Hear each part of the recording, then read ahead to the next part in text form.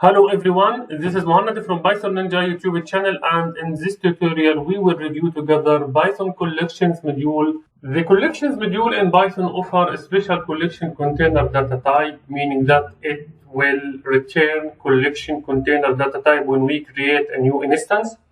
It supplies alternatives with some additional functionality of the built-in collection containers. The built-in collection containers we already reviewed, including string, list, tuple, dictionaries. All of these are built-in collection data type or data structures. In the collections module, the functionality can be extended here in the term of these data structures. In this tutorial, we will review from the collection module counter, namedtuple, OrderedDict, defaultDict, and dict, which is the double-ended queue. And there are other that I will keep it to you to extend your knowledge in the collections module. As in the first step, we will review together the counter, how counter can be beneficial for our project. Collections is built in, so we can import it directly. Okay, so from collections, I want to import all of these, but I want to import one by one. I want to import the counter. What the counter can offer to me, suppose you have a list with like some repetition among the items, then counters offer you a special collection with the counter among these items. Let us see how can we implement. Suppose I have, for example, a list of numbers, and this list of numbers contain 1, 2, 3, 4, 5, and 1, 2, 3, 4, 5, and then I have these random numbers respective to its order. Okay. Now we want to have the counter that count, for example, how many value repeated, or how many unique values and their repetition in this list. For example, number 1, it have been repeated 1, 2, 3 times, and etc. for the other numbers. So we need the counter that count the occurrence or the repetition of each item. As in the first step, we must create an instance, and we learn together from the object-oriented programming. We can create an instance. In this case, for example, I want to say my counter is just this counter. I created now an instance from the counter that have been imported. So I will also now say that I just want to say counter here, just to follow the right terminology. And now I want to count this, for example, counters of the number. Now I created the instance. Okay, instead of creating a new instance, I just pass my num list to it like this. Okay, when I run the code, then I have no error. Then I want to print my counter. It will be in a format of counter. So this is like the data format here is counter. Okay, as it designed, it holds a dictionary, and in this dictionary, for example, it will show to me if number 2 has been repeated 4 times. It will preserve the ordering in ascending order. In a descending order. So 4 have been repeated 4 times, or the frequency of 4 here is 4 times. Okay, and we have 1, 0. So this is the main usage of key of the counter data structure or format that is offered from the collection module. I can, because this is a dictionary, so we can check its items. So for example, I can say counter.items here, and yeah, we can unpack the counter to the data item, or I can check the values, and I can iterate over, okay, over the value for the counter.values. and I will, for example, print v. So you can do whatever you want. So we iterated over the value, and we can use also the most common, which is used too much this method in machine learning, just to see which class has been repeated more than the other class. When I use this method, I have to pass argument here to see, for example, the most common or the first most common item. When I run this, I will see here I have 2, which repeated 4 times. If I want to pass 2, it will give to me the first 2 most common, okay? Or if we pass here, for example, 3, we will have the frequency of the first 3 items. And I can, for example, if I want to make for example these 2 more dominant, just to save to make it more unique, here we have 5 times 2 have been repeated within this list, and I can unpack this value, for example, because it's like a list of tuples. So I can pass this list of tuple, pass these indices to extract the first or to extract the number with the most common frequency within the list, which is number 2, and we use here the index operator to unpack. Remember that what we apply here for list is valid also for a tuple. So we can pass here a tuple, and we can run, and we have no problem. Also, if I have name, for example, and this name will be in string format, for example, Mohammed, and this is Ahmed, and this is related Mohammed, then I want to create this instance with my name, and I want to see which number is the most frequent number, and I can also have a list of names. For example, I have Ali, I have Mira, okay, so I have Ali, okay, and we can repeat this like many times, and we can extract the most frequent items here. And remember that counter is located within the collection, and within the collections is a built-in module in Python, and we use it to if we have like a collection data type like list or tuple or string, and we want to see which item has been repeated, or the occurrence of the item. If we want to know or even the elements, so I can, instead of using most common, I can pass elements here, and when I run this, then I will have a terrible object. Whenever you see a terrible object like this, then you can use list to unpack it to a list, okay? And finally, you can retrieve the elements which the counter object has been created from. And now this is what I want to introduce for you for counter. We use the counter with a method which is most common usually to check which one has been repeated, or which item has been repeated or dominant in the class.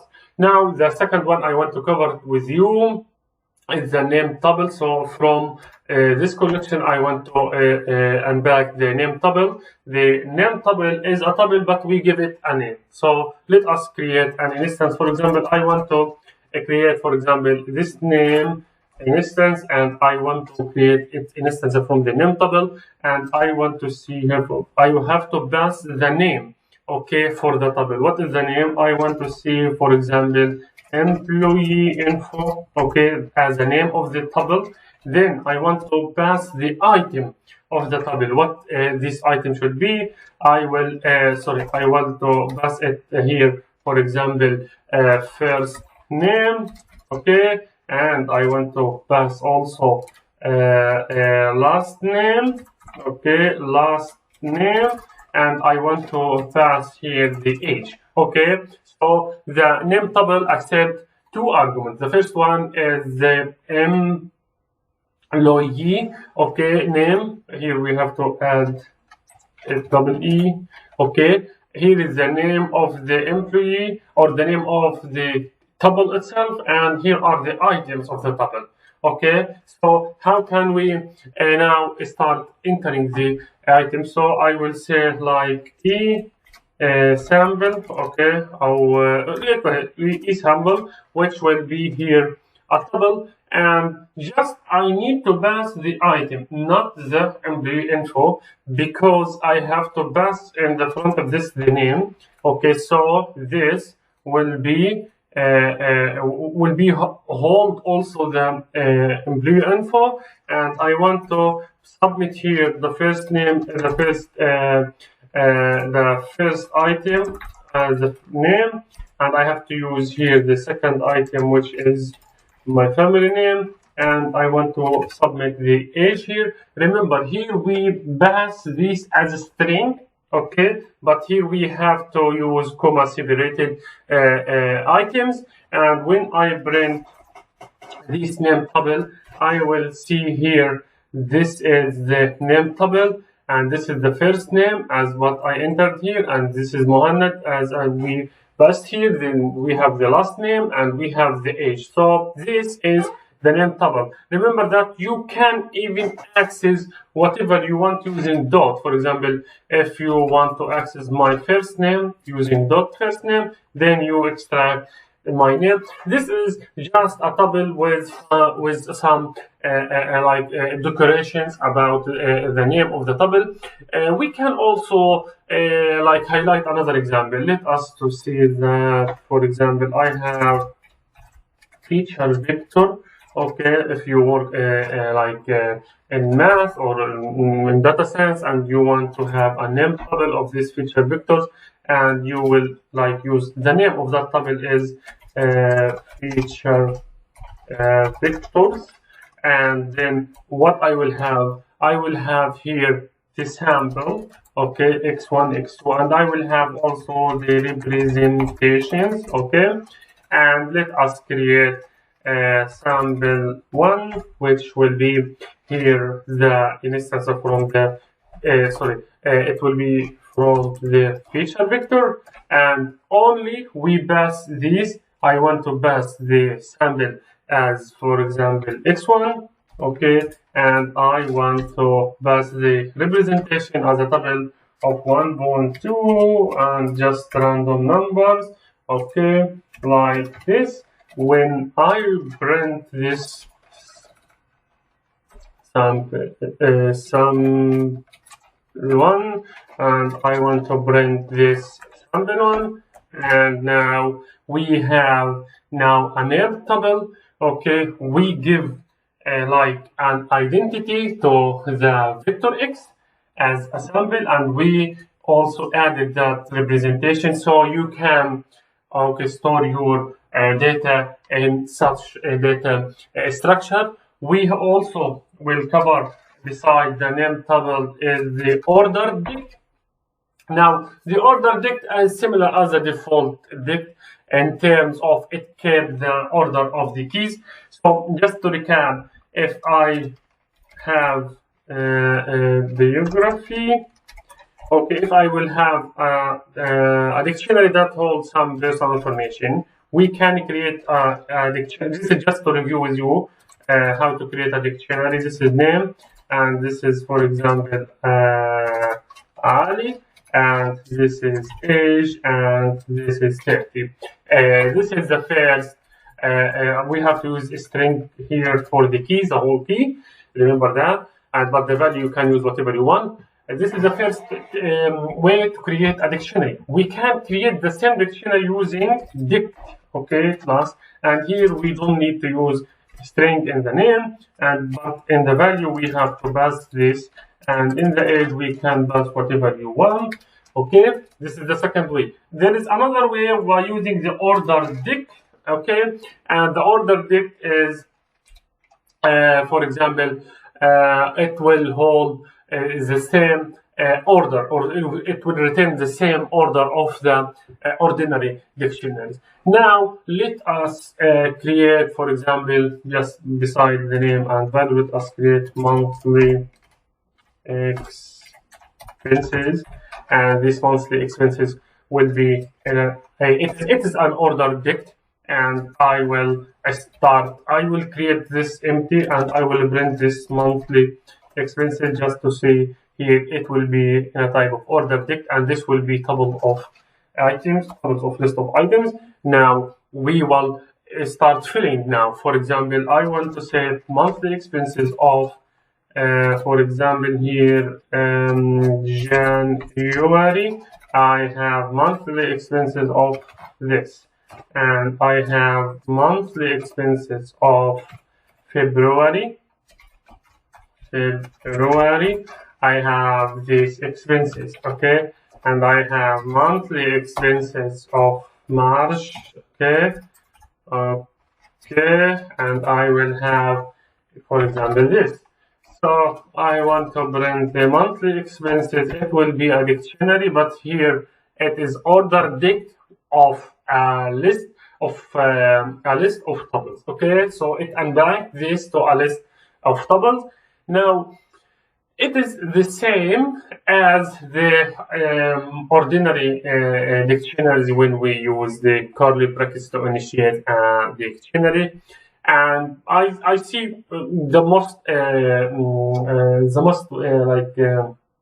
easy one is just to avoid the OrderedDict and use something like this one if you don't have anything, because the same thing will be also but in a term of dictionary, so you can access this by key and value.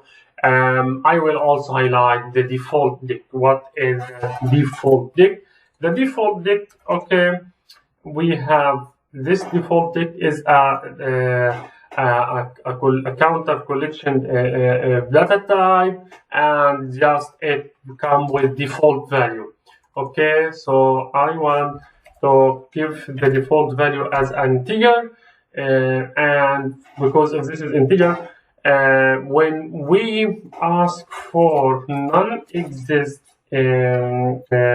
key, for example April, then we will have like 0, and we can do it in a term of a float also in this default dict, and we have 0.0, and because we have a floating value.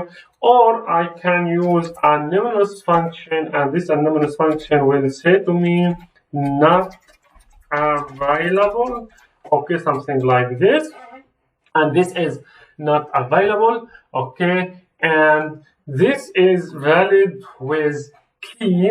When we pass the key like this, let us check if we will use .get, okay, and I want to get April because this is also valid, and this get already has its own default value, so if is not available, then we will use, for example, an A just to have this, then I have an A. So if you don't need to use default get and you want to use the ordinary dictionary, you can use .get and you pass the default value. But here you set the default value in any case at an early stage. And remember just to use this methodology to inquire any key, okay, not using get if you want to make this functional, okay. And the last thing we want to highlight together here is the dict, okay. Dict is or DQ, or it is double-ended queue, which means that it's a queue data structures. You can append to this queue from the end or from the beginning. You can drop from the end from the beginning. Just this is the main task. If you have in your application a queue, that you will have like something enter and exit from this queue, so you will use either the normal queue or dict, okay. So dict is available in collections at a time. What is dict? Dict is a special data structure okay, and follow that the format of item enters first, answer it could be like leave first, or it could be leave out.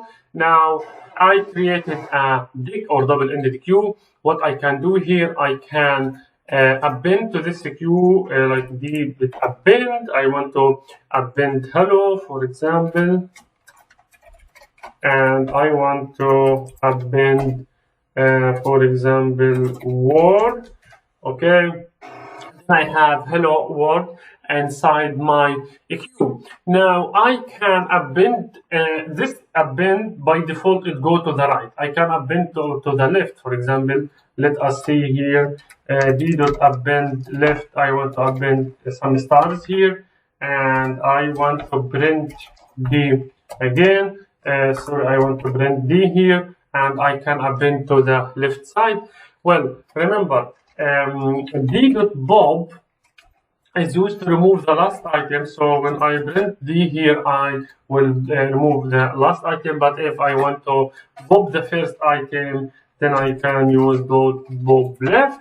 Okay, and let us print d just to see. Now we remove the first item. Suppose I have a queue and I want to append into this queue, for example, number 1, then I want to append number 2, I want to append also number 3, then I want to print d, and I will have this queue. I can, if I have multiple items, I want to append them, not one. It will be not nice to append to repeat these lines, so I can use d.extend.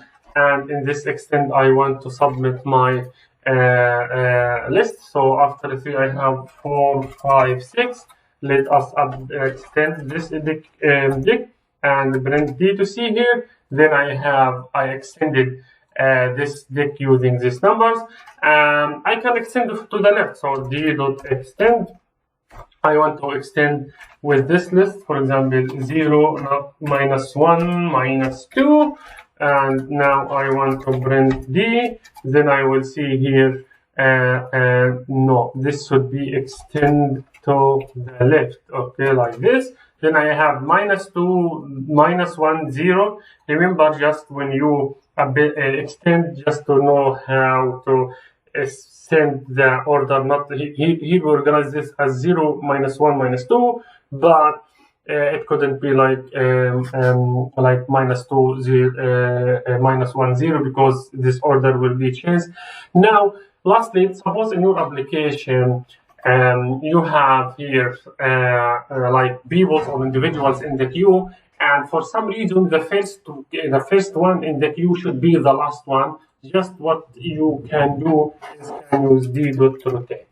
Okay, and I want to rotate by minus 1.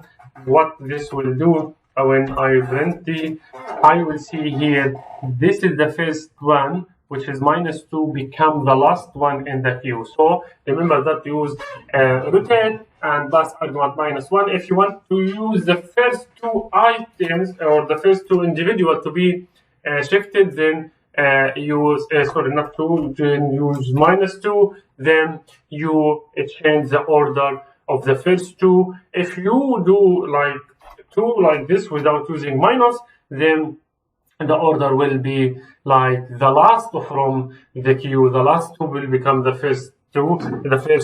But when you use the minus 2, then the first 2 will become the last 2. That's what I want to discover with you for this collections module in Python. Remember, collections module is a default module in Python, meaning that when you install Python, it will be installed by default. We use counter an instance from this module, and this counters offer me an object with showing or with returable items, and it shows that the occurrence or the frequency among the items. We use most common. We use also the keys and value to iterate over. Also, we have the named tuple, and it's a tuple just with name and with some features. OrderedDict, as we said, that it's like similar to the normal dict. default dict, it's a dictionary with a default value, and we have dict, which is double-ended queue. In the next tutorial, we will highlight lambda as a numerous function in Python.